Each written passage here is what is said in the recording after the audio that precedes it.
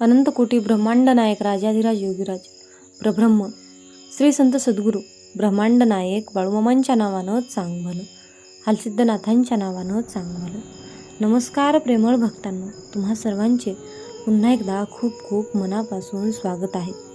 भक्तांनो, आजच्या नवीन अशा संदेशाला सुरुवात करण्याआधी मी माझ्या ब्रह्मांडाचरणी नतमस्तक होऊन आजच्या सादरीकरणाला सुरुवात करते. भक्तांनो, ज्या काही तुमच्या चांगल्या इच्छा असतील त्या इच्छा कमेंट करून नक्की मला कळवा. मी सुद्धा बाळूमामाचरणी हीच प्रार्थना करेल की बाळूमामा सर्व भक्तांच्या सर्व चांगल्या इच्छा लवकरात लवकर पूर्ण करावे, हीच मी माझ्या ब्रह्मांडाचरणी पुन्हा पुन्हा प्रार्थना करते आणि आजच्या सुंदर अशा संदेशाला सुरुवात करते. भक्तांनो, आजच्या संदेशामध्ये मी तुम्हाला एक छोटीशी सुंदर अशी कथा सांगणार आहे. या कथेचं नाव आहे एका भाकरीचं पुण्य. ही कथा तुम्ही शेवटपर्यंत नक्की ऐका आणि ही कथा तुम्हाला कशी वाटली कमेंट करून मला नक्की कळवा. भक्तांनो, एका छोट्याशा गावाच्या टोकाला एक जुनीशी झोपडी होती. त्या झोपडीत विनय नावाचा एक गरीब मुलगा आणि त्याची आई जानकी आणि छोटी बहीण माया यांच्यासोबत राहत होता. घरची परिस्थिती खूपच वाईट होती. वडिलांचे काही वर्षापूर्वी निधन झाले होते, त्यामुळे घरची संपूर्ण जबाबदारी विनयच्या खांद्यावर आली होती. वय लहान होतं, पण परिस्थितीने त्याला वेळेआधी मोठं बनवलं होतं. दररोज सकाळी सूर्य उगवण्याच्या आधी विनय उठायचा, घरातील कामं करायचा, आईची काळजी घ्यायचा आणि मग कामाच्या शोधात गावभर फिरायचा. कधी शेतात मजुरी मिळायची, कधी एखाद्या दुकानात काम मिळायचं, तर कधी संपूर्ण दिवस फिरूनही काम मिळायचं नाही. तो रिकाम्याच हाताने घरी परत यायचा. पण एवढ्या अडचणी असूनही विनयच्या चेहऱ्यावर कधी निराशा दिसत नव्हती. त्याच्या आईने त्याला एक गोष्ट नेहमी शिकवली होती, बाळा, गरिबी ही परिस्थिती आहे, ओळख नाही. माणूस पैशाने नाही तर आपल्या कर्माने मोठा होतो. आयुष्यात पैसा कमी असला तरीही चालेल, पण माणुसकी कधी कमी होऊ देऊ नकोस. विनयने आईचे हे शब्द मनात कायमचे कोरून ठेवले होते. तो नेहमी गरजूंना मदत करण्याचा प्रयत्न करायचा. एक दिवस विनय कामाच्या शोधात गावातील सर्वात श्रीमंत व्यक्ती रघुनाथराव यांच्या घरी गेला. रघुनाथरावांकडे मोठी जमीन, भरपूर पैसा आणि अनेक नोकर होते, पण पैशासोबत त्यांच्यात खूप गर्वही आला होता. त्यांना गरीब लोक कमी दर्जाचे वाटायचे. विनयने नम्रपणे हात जोडले आणि म्हणाला, साहेब, मला तुमच्याकडे काही काम मिळेल का? घरची परिस्थिती खूप खराब आहे. मी मेहनत आणि प्रामाणिकपणे काम करेन. रघुनाथरावांनी त्यांच्याकडे पाहिलं आणि हसत म्हणाले, तुझ्यासारख्या गरीब मुलाला मी काम देऊ? तुझ्याकडे आहे तरी काय? विनय शांतपणे म्हणाला, साहेब, माझ्याकडे पैसा नाही, पण मेहनत करण्याची ताकद आहे आणि प्रामाणिकपणा आहे. रघुनाथराव हसले आणि म्हणाले, आजकाल मेहनतीपेक्षा पैसा महत्त्वाचा आहे, जा इथून. विनयला खूप वाईट वाटलं, पण त्याने राग केला नाही. तो मनात म्हणाला, आज माझ्याकडे काही नाही, पण माझी मेहनत एक दिवस माझी नक्कीच ओळख बनेल. काही दिवसांनी गावात एक वृद्ध साधू आले. ते खूप थकलेले होते आणि अनेक दिवसांपासून उपाशी होते. त्यांनी गावातील अनेक घरांमध्ये मदत मागितली, पण कुणीही त्यांना मदत केली नाही. कुणी दरवाजा बंद केला, तर कुणी त्यांना तिथून हाकलून दिलं, तर कुणी त्यांना शिव्या दिल्या. शेवटी ते विनयच्या झोपडीपाशी आले. त्या दिवशी घरात फक्त 2 भाकरी होत्या. त्या दिवशी विनयच्या घरात फक्त 2च भाकरी होत्या. आई आजारी होती. छोटी बहीणही 2 दिवसापासून पोटभर जेवली नव्हती. साधूंनी हळू आवाजात विचारलं, बाळा, बाळा, मला काही खायला मिळेल का? विनयने क्षणभर विचार केला. त्याला माहिती होतं की घरात अन्न कमी आहे, पण त्याने आपली एक भाकरी साधूंना दिली. आईने आश्चर्याने विचारलं, बाळा, आपल्या घरातच अन्न कमी आहे, तरी तू त्यांना दिलंस? विनय हसून म्हणाला, आई, आपण थोडा वेळ उपाशी राहू शकतो ग, पण एखाद्या भुकेल्या माणसाला रिकाम्या हाताने कसं पाठवू?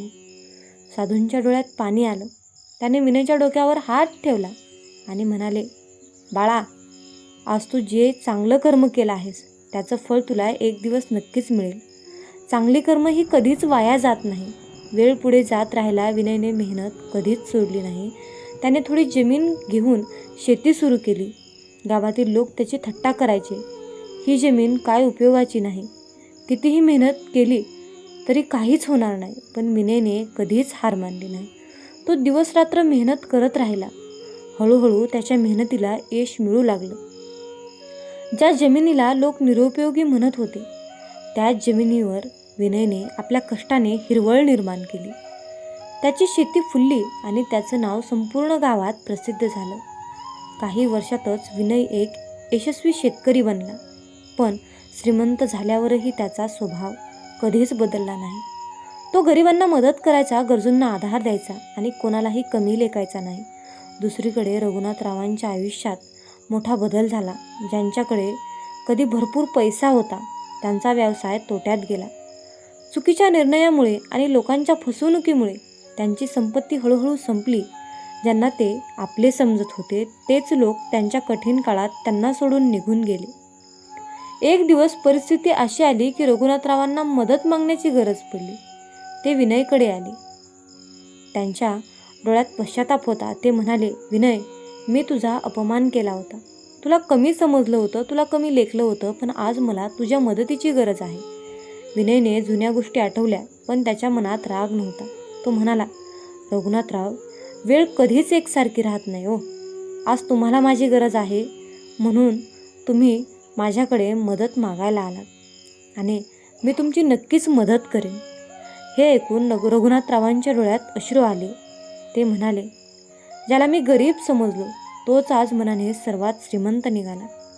त्या क्षणी विनयला त्या साधूंचे शब्द आठवले. चांगल्या कर्माची फळं हे कधीच वाया जात नाही. ते एक ना एक दिवस नक्कीच मिळतात. त्याला समजलं की माणूस आयुष्यात जे काही करतो त्याचा परिणाम एक ना एक दिवस नक्कीच मिळतो. कधीकधी चांगल्या कर्माचं फळ मिळायला वेळ लागतो, पण ते नक्कीच मिळतं.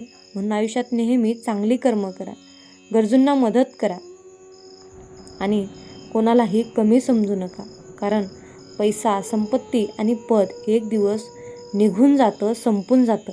पण चांगल्या कर्माची फळं, चांगल्या कर्माची ओळख आयुष्यभर टिकून राहते.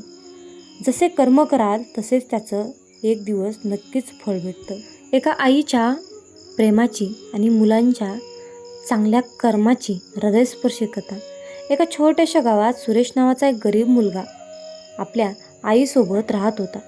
त्याच्या आयुष्यात सुखापेक्षा दुःख जास्त होतं, पण तरीही त्याच्या चेहऱ्यावर नेहमी आशेचं हास्य असायचं. सुरेशचे वडील तो लहान असतानाच या जगातून गेले होते. त्यामुळे घरची संपूर्ण जबाबदारी त्याची आई सावित्री हिच्यावर आली होती. सावित्री लोकांच्या घरात काम करून आपल्या मुलांना मोठं करत होती. स्वतः उपाशी राहून ती मुलांना जेवण द्यायची, स्वतः जुने कपडे घालायची, पण मुलांच्या शिक्षणासाठी पैसे जमवायची. तिच्यासाठी तिचा मुलगा हेच तिचं स्वप्न होतं, हेच तिचं जग होतं. सावित्री नेहमी सुरेशला एक गोष्ट सांगायची, बाळा, आयुष्यात कितीही मोठा झालास तरी माणुसकी ही कधीच विसरू नकोस. कारण पैसा, संपत्ती आणि पद हे कधीही बदलू शकतं, पण चांगल्या कर्माची ओळख आयुष्यभर राहते. सुरेश आईच्या प्रत्येक शब्दाला आपल्या मनात जपून ठेवायचा. सुरेश हा अभ्यासामध्ये खूप हुशार होता, पण घरची परिस्थिती पाहून त्याला शाळेनंतर काम करावं लागायचं. सकाळी तो शाळेत जायचा आणि संध्याकाळी एका छोट्या दुकानात काम करून घराला हातभार लावायचा. अनेक वेळा त्याला थकवा यायचा. कधीकधी मनात विचार यायचा की माझ्याच आयुष्यामध्ये एवढ्या अडचणी का आहेत, माझ्याच आयुष्यामध्ये एवढं दुःख का आहे. आईचा चेहरा पाहिला की त्याला पुन्हा मेहनत करण्याची ताकद मिळायची. एक दिवस संध्याकाळी कामावरून घरी परत येताना सुरेशला रस्त्याच्या कडेला एक वृद्ध माणूस बसलेला दिसला. तो खूप थकलेला होता, त्याच्या चेहऱ्यावर दुःख दिसत होतं आणि तो भुकेने खूप त्रासलेला होता, व्याकुळ झालेला होता. सुरेश त्याच्या जवळ गेला आणि त्याला विचारलं, आजोबा, काय झालं, तुम्ही एवढे उदास का बसला आहात? वृद्ध माणूस हळू आवाजात म्हणाला, बाळा, 2 दिवस झाले माझ्या पोटात अन्नाचा एक कणही नाही. सुरेशने आपल्या हातातील डबा उघडला. त्यामध्ये आईने त्याच्यासाठी एकच भाकरी ठेवली होती. त्याला माहीत होतं की घरी त्याची आई वाट पाहत असेल, पण त्या वृद्ध माणसाची अवस्था पाहून त्याचं मन हेलावलं. त्याने क्षणाचाही विचार न करता ती भाकरी त्या वृद्ध व्यक्तीला दिली. वृद्ध माणसाच्या डोळ्यात पाणी आलं. तो म्हणाला, बाळा, तू स्वतःच्या घराची चिंता न करता माझी भूक भागवलीस. तुझ्यासारखं चांगलं मन आजकाल फार कमी लोकांकडे असतं. लक्षात ठेव, तुझं हे चांगलं कर्म एक दिवस तुझ्या आयुष्यात आनंद घेऊन येईल. सुरेश घरी आला तेव्हा आईने विचारलं, बाळा, आज तुझा डबा रिकामा का आहे? सुरेशने तिला सगळी गोष्ट सांगितली. आईच्या डोळ्यात अश्रू आले, पण ते दुःखाचे नव्हते तर अभिमानाचे होते. ती म्हणाली, मला तुझ्यावर खूप गर्व आहे बाळा. गरिबीने आपल्याकडून अनेक गोष्टी घेतल्या असतील, परंतु देवाने तुला खूप मोठं मन दिलं आहे. काही वर्ष गेली, सुरेशने मेहनत, प्रामाणिकपणा आणि चिकाटी सोडली नाही. त्याचं शिक्षण पूर्ण केलं आणि एका मोठ्या कंपनीत नोकरी मिळवली. हळूहळू त्याची परिस्थिती बदलू लागली. त्याने सर्वात आधी आपल्या आईसाठी एक सुंदर घर घेतलं. ज्या आईने आयुष्यभर कष्ट सहन केलं, तिला आता सुखाचे दिवस दाखवण्याचं हे सुरेशचं स्वप्न झालं होतं. पण आयुष्य नेहमी सारखं राहत नाही. एक वेळ अशी आली की सुरेशच्या आयुष्यात खूप मोठं संकट आलं. त्याची नोकरी गेली, त्याचा व्यवसाय तोट्यात गेला आणि ज्याच्यावर त्याने विश्वास ठेवला त्यांनीच त्याला सोडलं. एकेकाळी लोक त्याच्या आजूबाजूला असायचे, पण कठीण वेळ आली तेव्हा सगळे दूर गेले. सुरेश हा खूप निराश झाला. एका दिवशी तो मंदिराजवळ शांत बसला. त्याच्या डोळ्यात अश्रू होते. तो मनातल्या मनात विचार करत होता, मी नेहमी चांगलं केलं, पण माझ्याच आयुष्यामध्ये एवढं दुःख का आलं? तेवढ्यात एक मोठी गाडी त्याच्यासमोर थांबली. त्या गाडीतून एक वृद्ध व्यक्ती खाली उतरले. सुरेशने त्यांच्याकडे पाहिलं आणि त्याला आश्चर्य वाटलं. तोच वृद्ध माणूस होता ज्याला त्याने अनेक वर्षापूर्वी भाकरी खायला दिली होती. त्या वृद्धाने सुरेशला ओळखलं आणि म्हणाले, बाळा, तू मला कदाचित विसरला असशील, पण मी तुला कधीच विसरलो नाही. त्या दिवशी तू मला अन्न दिलंस, पण त्याहून मोठी गोष्ट म्हणजे तू मला माणुसकी दिलीस. तो वृद्ध आता एक मोठा उद्योगपती झाला होता. त्यांनी सुरेशला आपल्या कंपनीत कामाची संधी दिली आणि त्याच्या आयुष्यातला पुन्हा एक नवीन दिशा मिळाली. सुरेशच्या डोळ्यात अश्रू आले. त्याला दिवसाची आठवण झाली जेव्हा त्याने कोणताही स्वार्थ न ठेवता एका अनोळखी व्यक्तीची मदत केली होती. त्याला समजलं की चांगल्या कर्माचा परिणाम कधीच वाया जात नाही. त्या दिवसानंतर सुरेशने आपल्या आयुष्याचा एक नियम बनवला. तो नेहमी गरजू लोकांना मदत करायचा. तो म्हणायचा, आपण कोणासाठी केलेली छोटीशी मदत कधीच कोणाच्या आयुष्यात मोठा बदल घडवेल हे आपल्याला माहीत नसतं. खरंच आयुष्यात आपण जे कर्म करतो त्याचा हिशोब कुठेतरी नक्कीच ठेवला जातो. चांगल्या कर्माला वेळ लागू शकतो, पण त्याचं फळ मिळाल्याशिवाय राहत नाही. कारण नशीब कधी उशीर करू शकतं, पण कर्माचा न्याय कधीच चुकत नाही. जसे कर्म कराल तसेच फळ एक दिवस नक्कीच मिळते. क्षमा करा, मी कोणते पुण्य केले आहे ज्यामुळे स्वर्गाची देवी माझ्यासमोर प्रकट झाली आहे? आपण माझ्यावर कृपा केली आहे असे म्हणता, पण मी कोणते सत्कर्म केले आहे? आणि देवी, आपण कोण आहात? कृपा करून आपली ओळख आणि येथे आगमनाचे कारण सांगाल का? हे माते, मी तर एक तुच्छ अबला आहे. माझ्यावर अशी कृपादृष्टी कशी काय? सुमतीच्या विचारांनी देवी स्मित हस करत म्हणाली, वत्से, मी आदिशक्ती दुर्गा आहे. मी आदिमाता, सृष्टीची निर्मिती आणि पालनकर्ती आहे. पार्वती, लक्ष्मी, सरस्वती अशा सर्व शक्ती माझ्यापासूनच प्रकट झाल्या आहेत. विश्वातील त्रास आणि विघ्ने दूर करणे हेच माझे कार्य आहे. मी संतुष्ट झाले की जीवांचे दुःख दूर होते आणि त्यांना मनासारखे फळ मिळते. तुझ्या निष्पाप आत्म्याला या जगात अन्याय आणि दुःख सोसावे लागत आहे हे पाहून माझे हृदय पिळवटून गेले. खरे तर मी तुझ्यावर प्रसन्न होण्याचे मुख्य कारण म्हणजे तुझ्या पूर्वजन्मीचे केलेले पुण्यकर्म आहे. त्याची तुला स्वयं जाणीव नाही, पण ते आता मी तुला सांगते. सुमती आश्चर्यचकित होऊन देवीचे शब्द ऐकत होती. तिने लक्षपूर्वक कान दिला. देवी पुढे म्हणाली, श्रद्धेने ऐक. तू या जन्मी ब्राह्मण कन्या आहेस खरे, पण त्या आधीच्या जन्मात तू एका निषाद्याची स्त्री होतीस. तू परम पतिव्रता होतीस. पतीवर निस्पृह प्रेम करणारी होतीस.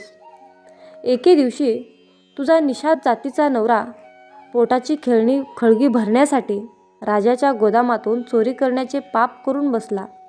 ते पाप उघडकीस येताच सैनिकांनी येऊन तुला आणि तुझ्या नवऱ्याला पकडले. त्यांनी तुमच्यावर चोरीचा आरोप ठेवून त्वरित राजाच्या बंदिस्त गृहात कैद केले. त्या कोळकटीतून तुम्हाला कोणतेही अन्नपाणी देण्यात आले नाही. दिवसाच्या दिवस उपाशी आणि तहानलेल्या स्थितीत त्या तुरुंगात तुमचे दिवस चालले होते.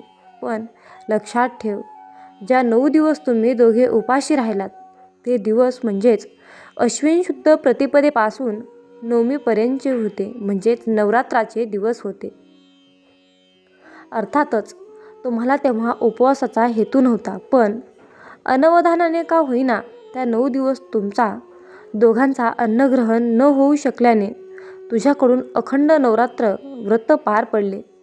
त्या व्रताचे हेच पुण्य आज तुझ्यासमोर उभे आहे. हे ब्राह्मणी, तू पूर्वजन्मीच्या नवरात्र व्रताच्या प्रभावाने मला प्रसन्न केले आहेस. त्या व्रताच्या पुण्य बलामुळे मी प्रकट होऊन तुझ्या मनोकामना पूर्ण करण्यास आले आहे. माझा आशीर्वाद घे आणि जी इच्छा असेल ती माग. पूर्वजन्मीच्या घटनेचे रहस्य ऐकून सुमती भारावून गेली. तिला आता उमगले. इतक्या दारुण परिस्थितीतही देवीचा प्रसाद तिच्या वाट्याला येत आहे. देवी तिच्यासमोर स्वतः उभ्या आहेत. मग आपल्या भूतकाळाचा वृत्तांत ऐकून सुमतीच्या डोळ्यात आनंदाश्रू तरळले. गळा दाटून आला. कृतज्ञतापूर्वक हात जोडून ती गदगद स्वरात देवीला म्हणाली, हे आदिमाते, खरंच मी फार भाग्यवान आहे की माझ्या पूर्वजन्मीच्या नकळत केलेल्या उपवासाचे फळ आज मला मिळत आहे. माझ्यासारख्या दुर्बळ प्राण्याला आपल्या दर्शनाचा लाभ झाला, हीच माझी मोठी मिळगत आहे. आपण म्हणता असे मी कोणतेही वर मागू शकते, तर मग मी मोठे धाडस करून एकच वर मागते. कृपा करून माझ्या पतीचा हा भयंकर महारोग दूर करा. तो निरपराध आहे आणि इतक्या दुर्दैवी अवस्थेत आयुष्य काढतो आहे. मला त्याच्या यातना पाहवत नाहीत. देवी, आपण दयाळू माता आहात. कृपा करून माझ्या पतीवर ही कृपादृष्टी दाखवा. त्याचे कुष्ठरोगाने विद्रूप झालेले शरीर पूर्ववत निरोगी आणि सुंदर करून द्या. हाच माझा सर्वात मोठा मनसुबा आहे. सुमतीचे हे निस्वार्थ मागणे मागून देवीचे हृदय आणखीन वितळले. भक्तीमुळे प्रसन्न झालेल्या मातेला सुमतीचा पतीविषयीचा त्याग आणि प्रेम जाणवले. भगवती दुर्गा प्रेमळ हसली आणि तथास्तु हे ब्राह्मणी, जसे तुला अभिप्रेत आहे तसेच घडो. पण यासाठी तुझ्या पूर्वजन्मीच्या त्या नवरात्र व्रताचे 1 दिवसाचे पुण्य तू तुझ्या पतीच्या रोगमोचनासाठी अर्पण करावे लागेल. त्या पुण्याच्या प्रभावाने आणि माझ्या कृपेने तुझ्या पतीच्या शरीरावरील सर्व महारोग निघून जातील. तो पूर्णपणे रोगमुक्त होईल आणि त्याचे सर्व शरीर सुवर्ण समान काती समान होईल. देवीची आज्ञा सुमतीने शौर्यधैर्य मानली. ती भक्तिभावाने म्हणाली, हो मा दुर्गे, आपला आदेश मान्य आहे. माझ्या उपवासाच्या पुण्याईतला 1 अंश मी माझ्या पतीच्या आरोग्यासाठी अर्पण केला आहे. ज्या क्षणी तिने हे उच्चारले त्या क्षणी एक चमत्कार घडला. सुमतीच्या पतीच्या अंगावरील सर्व कुरूप, फोड, जखमा आणि पांढरे चट्टे अदृश्य झाले. त्याची त्वचा वसंतातील सोनलोहारासारखी तेजस्वी स्वच्छ झाली. जी कातडी काही वेळापूर्वी कुरूप आणि विद्रूप होती ती आता सोन्यासारखी झळाळू लागली. बरेच दिवस दुर्धर रोगाने व्याकुळ झालेल्या त्या मनुष्याला एकदम हलकं आणि ताजतवानं वाटू लागलं. तो आश्चर्यकारक होऊन स्वतःच्या हातापायाकडे पाहू लागला. आपल्या पतीच्या शरीरात हा अद्भुत बदल होताना पाहून सुमती भारावून गेली. आश्वासाने तिने नवऱ्याकडे पाहिले. 1-2 क्षणापूर्वी जो व्याधिग्रस्त भिकारी होता तो आता तेजस्वी, रूपवान तरुणासारखा भासत होता. सुमतीच्या डोळ्यातील अश्रू यावेळेस आनंदाचे होते. तिने देवीकडे पाहिले. तिला उमगले की ही सर्व मायेची लीला दुर्गेच्या कृपेनेच घडली. ती देवीच्या आत्म्याला मनातल्या मनात पुन्हा पुन्हा एकदा नमन करू लागली. कृतज्ञतेने ओथंबून सुमतीने देवीसमोर हात जोडले आणि देवीची स्तुती सुरू केली. जय दुर्गे माता, तिन्ही जगतांची पालनहारिणी आणि दुर्गती नशिनी जगदंबे, तुला कोटी कोटी प्रणाम. हे अंबे, दुःखाचे निवारण करणारे, रोगापासून मुक्ती देणारी, प्रसन्न झाल्यावर भक्ताच्या इच्छा पूर्ण करणारी आणि दृष्ट परवर्तीचा संहार करणारी तूच आहेस. विश्वाचे रक्षण करणारी, तुला मी शरण आले आहे. सुमतीने अशा प्रकारे भावपूर्ण प्रार्थना केली. ओथंबलेल्या तिच्या शब्दाचे देवीचे मन अधिक संतुष्ट झाले. भगवती दुर्गेने सुमतीच्या निर्व्याज भक्तीने प्रसन्न होऊन वरदान देण्याचे ठरविले. देवी प्रेमळ स्वरात सुमतीला म्हणाली, हे गुणवती ब्राह्मणी, मी तुझ्यावर अत्यंत प्रसन्न आहे. तुझ्या भक्तिभावाने केलेल्या स्तुतींनी मी संतुष्ट झाले आहे. म्हणून आशीर्वाद रूपाने सांगते, लवकरच तुझ्या पोटी उदयाल नावाचा एक तेजस्वी पुत्र जन्माला येईल. तो अतिशय बुद्धिवान, गुणी, धनाढ्य आणि कीर्तिमान होईल. त्याच्यात उत्तम सद्गुण असतील व तो जितेंद्रिय असेल. तुझ्यावर आलेली सर्व दुःख नाहीशी होतील आणि तुझे कुटुंब पुन्हा सुखी आणि समृद्ध होईल. ही माझी कृपा तुझ्यावर सदैव राहील. देवीचे मुखातून हे वरदान प्राप्त होताच सुमतीने आनंदाने तिच्या चरणांना स्पर्श करून वंदन केले. शेवटी सुमती आदराने म्हणाली, हे माते दुर्गा, माझी पुढील एकच विनंती आहे. जर आपण खरंच माझ्यावर पूर्ण प्रसन्न असाल तर कृपया मला नवरात्र व्रताची पूजाविधी नीट सांगून द्या. ज्या पद्धतीने नवरात्राचे व्रत केल्यास आपण संतुष्ट होता ते सर्व विधी आणि त्या व्रताचे पुण्यफलही कृपा करून मला सविस्तरपणे वर्णन करा. भविष्यकाळात मी, माझे कुटुंब श्रद्धेने या भक्तिभावाने ही पूजा आम्ही नेहमीच करू. आध्यात्मिक कामना पूर्ण करण्यासाठी हे व्रत अतिशय श्रेष्ठ आहे. हे पवित्र व्रत कोणत्याही तीर्थक्षेत्री, देवालयात अथवा स्वतःच्या घरातील पवित्र स्थळीही निष्ठेने करावे. विधीचे पूर्ण पालन करावे. देव पारायणतेने केलेले व्रत नक्कीच फलदायी ठरते. देवी दुर्गेने या प्रकारे नवरात्र व्रताची संपूर्ण विधी आणि महिमा सुमतीला सांगितला.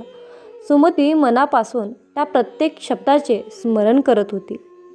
देवीचे वचन संपताच सुमतीने पुन्हा एकदा देवीला नमन केले. तिच्या डोळ्यात कृतार्थतेचे अश्रू दाटून आले होते. देवीने सुमतीला आशीर्वाद दिला व प्रसन्न हास्य केले. काही क्षणातच भगवती दुर्गा त्या स्थानावरून अंतर्धानात पावली. नवल म्हणजे तेजोमय रूप जसे अचानक प्रकट झाले होते तसेच एका क्षणात अदृश्यही झाले. सुमती आणि तिचे पती आश्चर्यचकित झाले. देवीच्या चरणांनी पावन झालेली ती जागा त्यांना कायमची पवित्र भासू लागली. देवी अंतर्धानात झाल्यानंतर सुमती आपल्या पतीसह पुन्हा गावाकडे परतली. नवऱ्याचे रूपांतर आणि सुमतीचे सुरक्षित आगमन पाहून गावकरीही चकित झाले.